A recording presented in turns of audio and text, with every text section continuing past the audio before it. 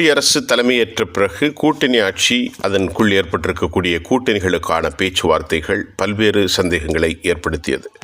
இதனிடையே கூட்டணி கட்சிகள் எத்தனை காலம் தொடரும், அவர்களின் நிர்பந்தங்கள் என்ன என்ற கேள்வியில் முதல் தடையாக மக்களவை சபாநாயகராக யார் நியமிக்கப்பட போகிறார்கள் என்ற கேள்விக்கு தற்போது விடை ஓரளவுக்கு கிடைத்திருக்கிறது. ஆந்திர மாநில பாஜகவினுடைய தலைவர் புரந்தேஸ்வரி முதல்வர் சந்திரபாபு நாயுடோடு நேற்று சந்தித்து 1 மணி நேரம் பேச்சுவார்த்தை நடத்தினார்.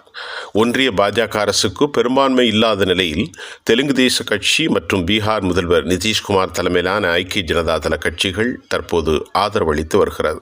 இந்நிலையில் ஆட்சியை தக்க வைத்துக் கொள்வதற்காக சந்திரபாபு நாயுடு மற்றும் நிதிஷ்குமார் ஆகியோரின் நிபந்தனைகளுக்கு ஒன்றிய பாரதிய ஜனதா அரசு கட்டுப்படும் நிலையில் உள்ளது.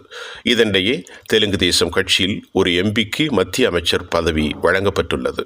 அத்துடன் மக்களவை சபாநாயகர் பதவியை தங்களுக்கு தரும்படி சந்திரபாபு நாயுடு வலியுறுத்தி வருவது தெரிகிறது. ஆனால் அதனை ஏற்க மறுத்த ஒன்றிய பாரதிய ஜனதா அரசு ஆந்திராவை சேர்ந்த ஒருவருக்கு சபாநாயகர் பதவி வழங்க திட்டமிட்டுள்ளது. அதன்படி என்டிஆரின் மகளும் சந்திரபாபு நாயுடின் மைத்துனியுமாகிய பாரதிய ஜனதா தலைவரும் எம்பியுமான புரந்தேஸ்வரிக்கு அந்த வாய்ப்பு வழங்க ஆலோசித்து வருவதாக கூறப்படுகிறது. இந்நிலையில் ஆந்திராவை சார்ந்த தனது உறவினர் பெண்ணுக்கு சபாநாயகர் பதவி கிடைப்பதன் மூலம் சந்திரபாபு நாயுடுவை திருப்திப்படுத்த முடியும் என்று பாஜக கருதியதாலே இந்த முடிவு எடுக்கப்பட்டதாகவும் செய்திகள் தற்போது வெளியாகியிருக்கிறது. இந்த நிலையில் புரந்தேஸ்வரி நேற்று முன்தினம் இரவு உண்டவல்லியில் முதல்வர் சந்திரபாபு நாயுடுவை அவரது வீட்டில் திடீரென சந்தித்தார். அப்போது அவருடன் ஒன்றிய அமைச்சர் பூபதி ராஜு சீனிவாச சர்மா மற்றும் பாஜக எம்பிக்கள் எம்எல்ஏக்கள் உடனிருந்தார்கள். புரந்தேஸ்வரி சந்திரபாபு நாயுடும் சுமார் 1 மணி நேரம் பேச்சுவார்த்தை ஈடுபட்டது தெரிகிறது. புரந்தேஸ்வரி அவருடைய மைத்துனியாக இருந்தாலும் திடீரென தனித்துவமாக அவர் சந்திக்கவில்லை.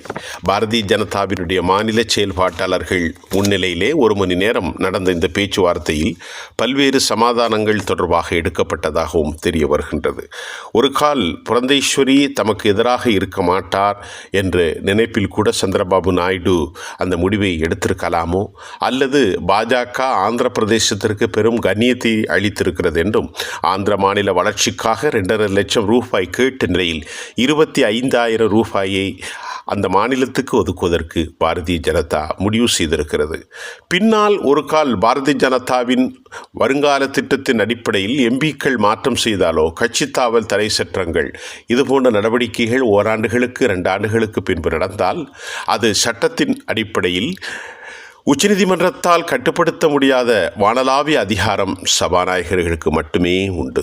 அந்த அடிப்படையில் தெலுங்கு தேசம் கட்சி தான் சபாநாயகராக நியமிக்கும் பொருட்டு ஏதாவது பாரதிய ஜனதா வருங்காலத்தில் குழப்பத்தை ஏற்படுத்தி இடமாற்றம் செய்வதற்கு கட்சிகள் எம்பிக்களை விலை கொடுத்து வாங்க முயற்சித்தால் சபாநாயகர் நடவடிக்கைகளை கட்டுப்படுத்துவார் என்றும், பல எம்பிக்கள் தேவை ஏற்பட்டால் சேர்த்து கொள்வதும், பல எம்பிக்கள் தேவை ஏற்பட்டால் இடைநீக்கம் செய்வதும், பணி நீக்கம் செய்வதற்கு முழு அதிகாரம் சபாநாயகருக்கு மட்டுமே உண்டு.